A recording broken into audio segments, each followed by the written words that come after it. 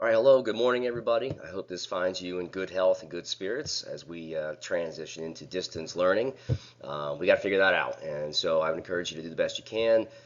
Get yourself comfortable. Find a place where you can have some sort of normal routine, but also in a way that's conducive to your personality and your learning style. So we're all trying to figure this out together, so let's just try to make the most of it. Today I'm going to be listening to the talking heads as I work on this presentation here. I've got my cup of coffee. I'm reminded here that the sun will come out tomorrow. I don't know if you can even see that. But anyhow, back to period 7. I don't have a period 7 overview on my YouTube channel, so I thought I'd make one for you as a sort of our first experiment with this distance learning. So anyhow, I try to look at period 7 as like a transitionary period, sort of coming out of the Gilded Age, following this sort of industrial and urban growth. We have this period of self-reflection. And so there's a lot of things that we're reflecting on. Obviously, the Spanish-American War and the Filipino insurrection, which follows, really triggers a lot of this. But as you can see in the sort of second picture on the top there, there's a lot of corruption as well. And I think people were quite aware of that throughout the Gilded Age. Excuse me. And so there's one thing that we can attack, one thing that we can try to improve upon as a country and as a people, and certainly we do that. That period of progressivism, we kind of put it in a box of about 15 years or so, and obviously it's interrupted by the outbreak of World War I, as these European empires really sort of fall apart. The alliance system they had kind of breaks down, and before you know it, we have a global war. A war that was believed to end all wars. Obviously, that's not going to be the case. You probably recall the United States was officially neutral at the start of this war. They do get involved very quickly in selling supplies to the Allies. They do emerge as the victors and as a creditor nation, something we'll talk about soon. But they're also not totally involved in the decision of what to do with Europe in the post-war world. Don't forget, Europe really wanted to, at least England and France, really wanted to punish Germany, especially for World War I, and the United States didn't actually do that. They didn't sign the treaty, and a lot of that had to do with our objections to the League of Nations. But either way, we're somewhat uninvolved in that reshaping of Europe. Moving forward, back to the United States, we have this sort of period of a return to normalcy, as Warren Harding may have said, right? Where Americans are really embracing consumerism and enjoying life in the post-war world. And a lot of times we reflect on the 1920s as a very positive time. I tried to make the case that it was full of conflict. And one of those conflicts can be seen in the cartoon, The Staircase. You might recall seeing that in class. As our general fear of communism, this first Red Scare in the United States, really starts to spread and causes a lot of paranoia. People do refer to the spread of communism as sort of like a pandemic, something obviously we're familiar with right now. Anyhow, at the end of the decade, we do experience this significant stock market crash and the onset of the Great Depression. And FDR, who you can see in the top left of your screen right there, is going to very effectively use the technology of the day, the radio in his case, to communicate with the American people. Communication is incredibly important. It's one of the hallmarks of great leadership. And certainly FDR does that. He tries to, how should I say this? He tries to communicate with the American public as though they're equals, and that they are all in this together. And he does so in language that is comforting and reassuring and simplistic as well. If you're going to try to explain to the average person as to why the banks have to be closed, that's a difficult thing to do. And so I think FDR is rightfully credited with his approach to this. Your current political officials are doing the same thing, right? President Trump, Governor Lamont, I'm sure governors across the United States are addressing the American people on a daily basis right now, trying to explain the significance of the coronavirus outbreak, as well as what we can do, what we have been doing, and what the outlook is moving forward. And so that's kind of an interesting trend to see, and we'll continue to monitor that moving forward. As you probably know, the Great Depression is going to be eased by the New Deal, this major economic stimulus package. But it does not end the Great Depression. And so it's not really until World War II breaks out and the United States becomes sort of this arsenal of democracy. And as you can see in the bottom left-hand side, I included a picture of the production facility for these B-24 bombers. I think if I recall, one was being built every like 59 minutes or something in the United States during World War II. And so that economic revival is going to be great for the country. And obviously, we emerge as a superpower at the conclusion of that war. And so by that time, you can say, and if you don't believe it already, that the United States cannot be isolated. We cannot ignore global events. We're just too important in that sense. People look to us for leadership. People look to us for economic aid and military support. And I think, sort of like the post-war era, 1950s, late 1940s, in Eastern Europe, for example, is a prime example of that. So we'll continue to try to look at this sort of like in a contextualization way, and I'll try to be fairly brief as I move forward. Just a reminder that progressives wanted to work within the system. They didn't want to necessarily radically tear it down. Instead, they wanted to strengthen the state, and they wanted to use government as a way to do that. So I try to present this as sort of like collective action, which was something that was not really looked at positively in all cases. Don't forget, labor unions throughout the sort of Gilded Age were really thought of as foreign or outside or contrary to capitalism. But through the progressive era, we see individuals who are really trying to expose the truth and bring about a positive change. Just a couple of things that the progressives were actually trying to address. You can see in the top left-hand side sort of living conditions, and don't forget Jacob Riis in his How the Other Half Lives was a way for the average person to see that. He did present those magic lantern shows. It was sort of a slideshow with a voiceover, kind of like this, I guess, which showed slum life and tenement life, and that really caused a lot of people to rethink that. Like, is that quality of life something that Americans should actually endure, or should we try to address that? Not unlike the impact that Harriet Beecher Stowe's Uncle Tom's Cabin had on people in terms of exposing the truth of plantation slavery and so forth. So keep that in mind. The media has a big impact on public opinion and on sort of like the course of action that we might take. You can see that cartoon there, the octopus and Standard Oil Trust. I'm sure you recall seeing that. And again, corporate greed, as well as like a lack of regulations, was something that Americans were beginning to be concerned with. Speaking of lack of regulations, you have this patent medicine industry here. You can see the oil of gladness, a baby who might be teething. You may or may not know this, they can be quite loud. And so parents could, in fact, give their kids throughout, we'll say, the 19 teens and so forth, a variety of medicines that might address that discomfort. And keep in mind that we didn't really have to print on the bottle what they were. So you might be giving your kid narcotics, and for lack of a better term, that was completely legal until the FDA and other regulatory bodies begin to attack that. On the right, you see Jane Addams and her Hull House here, which was addressing a lot of things. It basically is the beginning of social work.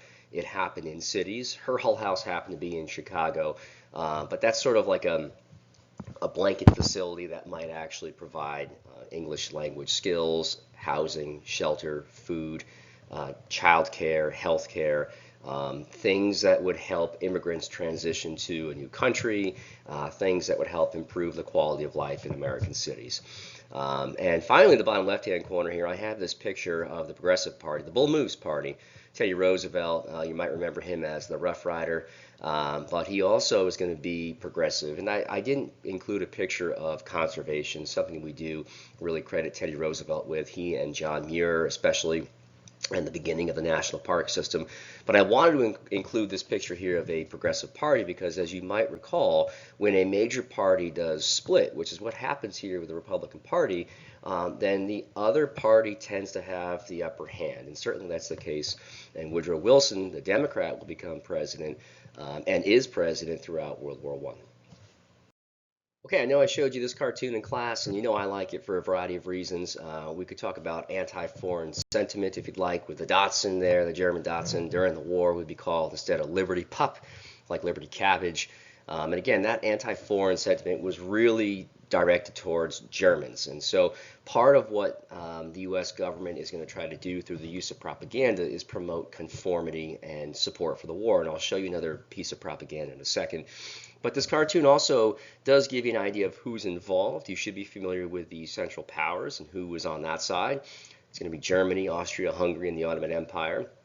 And the Allies, or the Triple Entente, will be, of course, Great Britain, France, and Russia initially. Once Russia drops out in 1917 following the Bolshevik Revolution, then of course that sort of opens the door for U.S. involvement.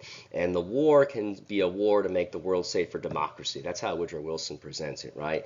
As we would not be aligning ourselves with an autocratic regime or a communist regime. Instead, we'd be fighting alongside European sort of democratic powers to make the world safe for democracy.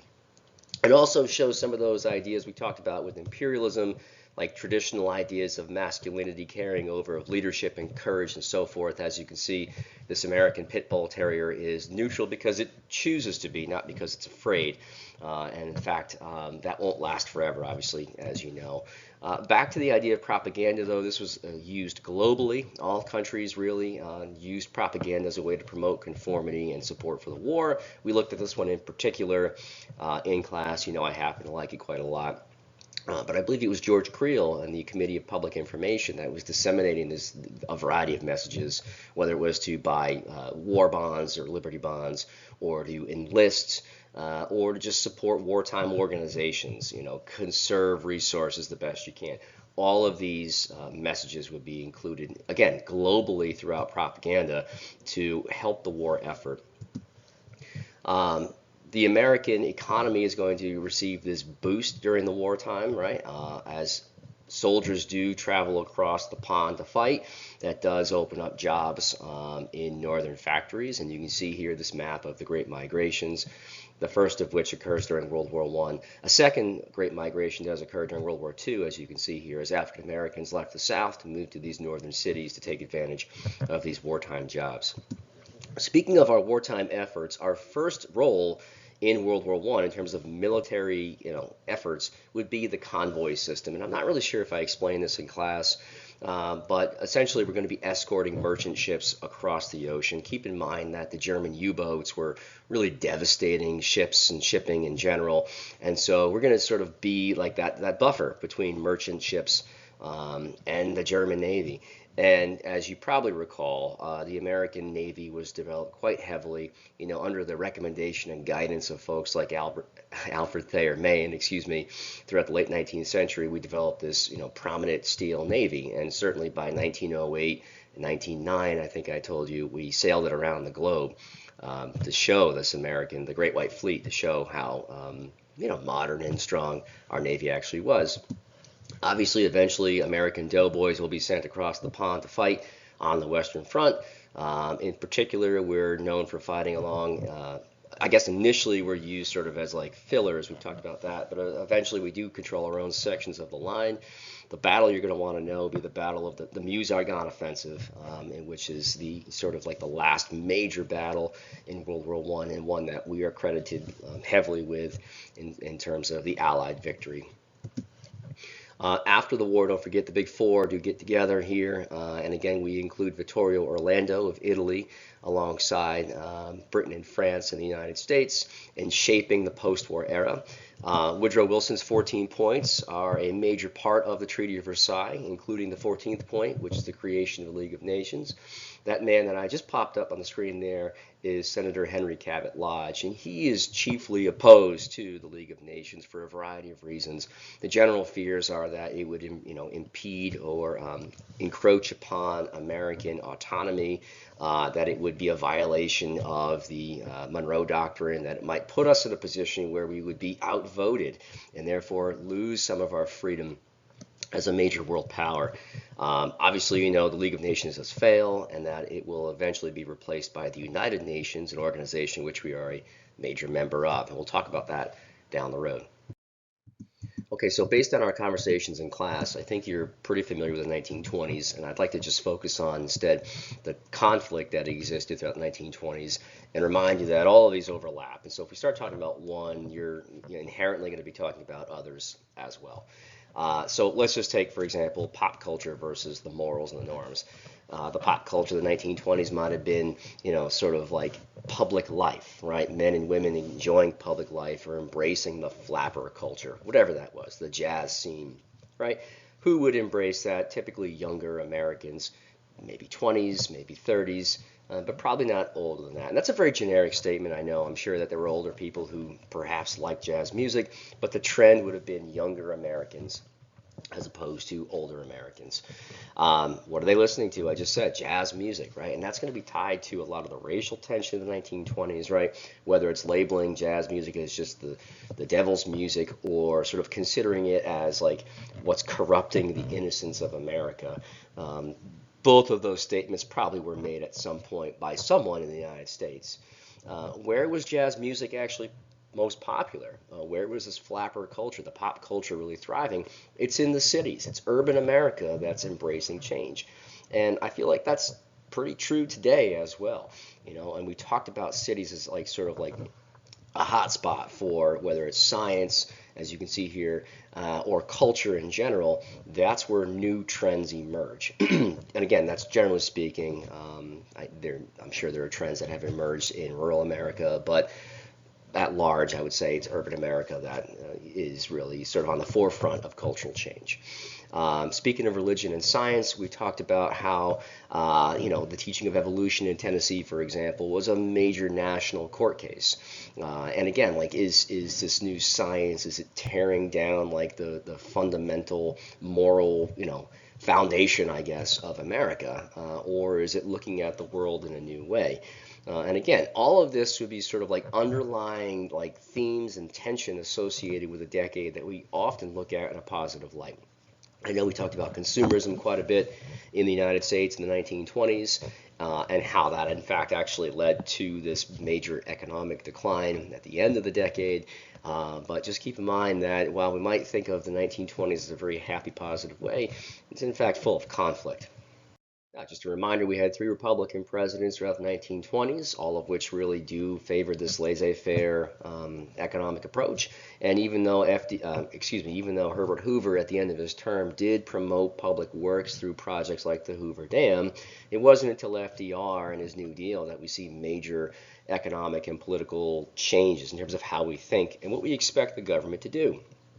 Typically, Americans, I think we feel at least, that the government has an obligation to protect the American economy. Certainly that's happening today. As of yesterday, President Trump did sign in a bill which would provide economic relief to those who are affected by the coronavirus. And if this pandemic does continue, as they're suggesting it will, I would expect more relief to be coming.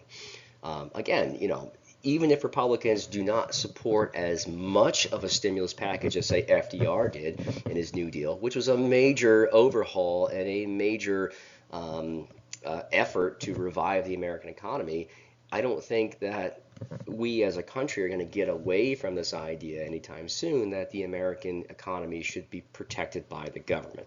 That's just the way it is. And so we can draw a link back to FDR and his New Deal for that. I would know the 3 R's here: relief, recovery, and reform. Just understand that the New Deal is trying to provide relief to Americans to help the economy recover and to reform the whole system so that we can maybe prevent this from happening again. But also you should understand that this is unprecedented power that's being wielded by the president. And obviously it's a time of crisis, but it does raise a lot of concerns about, like, is this in fact constitutional? Is the president exercising more power than he should? And certainly this continues, the debate and the questioning of, like, what is the true nature and power of American government? Something we've been talking about since the beginning of the school year. In terms of specific New Deal programs, there's too many to know. If you want to know a couple, I like the CCC a lot. It certainly put young men to work, took them outside of the house, put them to work, and sent most of that pay home to their parents. So you have income for the parents, you have less mouths to feed at home, you've got, productive public works projects being completed. It's a win-win for everybody. You could also talk about the WPA, the Works Progress Administration, if you wanted to, or Social Security as a way to, protect the elderly, protect the disabled. Banking reform like the FDIC to make sure that we can restore confidence in the banks. Again, you got to get people to put money back in the bank, especially if the banks are failing. Americans are going to be hesitant to do that. So whatever FDR can do to sort of get the wheels of the economy turning again, that's all positive stuff. But I would caution you against trying to memorize too many of these programs. You certainly won't need more than one or two for writing an essay. And if you're writing a DBQ, you might even have documents that reference those anyhow. So think about what the New Deal tried to do and how it approached this economic decline.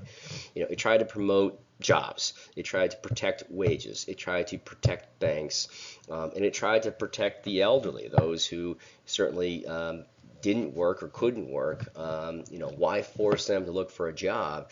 Effectively, that would be taking jobs out of the hands of younger Americans anyhow. Why not sort of protect them in their older years through Social Security, for example? So, if you want to compare that to the modern approach, some of the ideas we hear being kicked around with the coronavirus pandemic and economic reform or stimulus to protect that, for example, unemployment insurance. If you are in fact laid off by your job right now because of this coronavirus, then you can receive payments to make sure that you have money coming in so you can feed your family. Similarly, looking to delay student loan interest, potentially income tax, but also they're trying to make sure that people aren't going to be evicted from their homes during this time. If you can't make mortgage payments, rent payments throughout this period, the effort is going to be to delay that so we can sort of weather the storm and get through it together.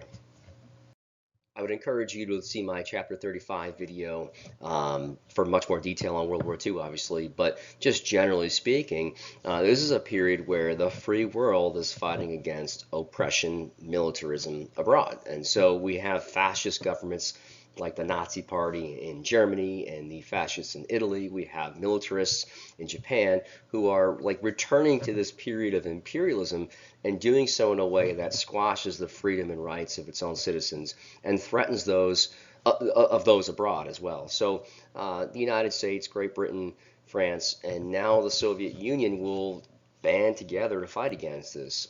Obviously, our relationship with the Soviet Union is going to be quite complicated, but for the time being, we see a common threat in these new militarist governments abroad.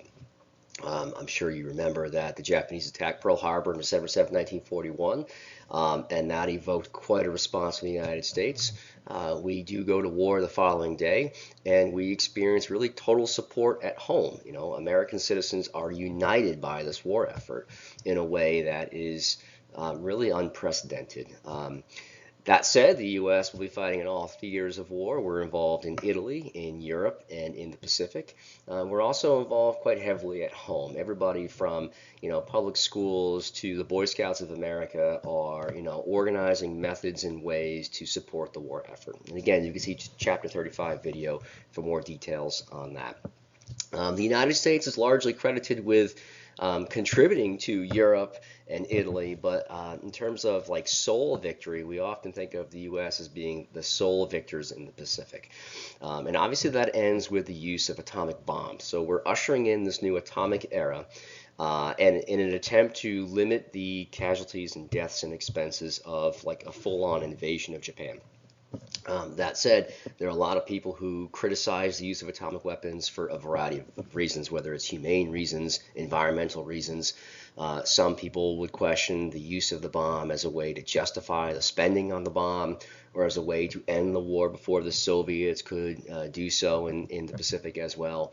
But regardless, the Soviet Union and the United States of America will emerge as the two superpowers in the post-war era. And moving forward, we'll be beginning this sort of Cold War, as we call it, right? Where we're not actively fighting the Soviet Union, but we're certainly competing with them to extend our sphere of influence and preserve our way of life. Okay, so just to summarize, progressivism is sort of a reaction to the Gilded Age and industrialization and urbanization, but it's also a period where we start to look at ourselves and say, who do we want to be, and what can we improve upon ourselves? And that's not going away anytime soon. World War I does interrupt this briefly, but as I said, progressivism does continue to the modern day. It certainly continued in the 1920s with women's suffrage right after the end of the war. And despite the fact that we have this return to normalcy in the 1920s, we have a lot of new things as well. We have consumerism, we have reliance on credit, and we have a whole lot of conflict, that exists in America. The decade ends with this major financial crisis, and as a result of that, we have significant changes in economic and political thinking. When World War II breaks out, we are going to be very involved very quickly after the attack at Pearl Harbor, and we emerge as a major global power, a superpower, in competition with the Soviet Union to extend our sphere of influence and protect our American way of life. Okay, that's it. Thank you so much for watching. I hope that helped. I'd go ahead and subscribe if I were you. I'll be using this channel to basically do all of my instruction over the next however long we're doing this distance learning. Be well, get outside, get some fresh air, wash your hands, and take care.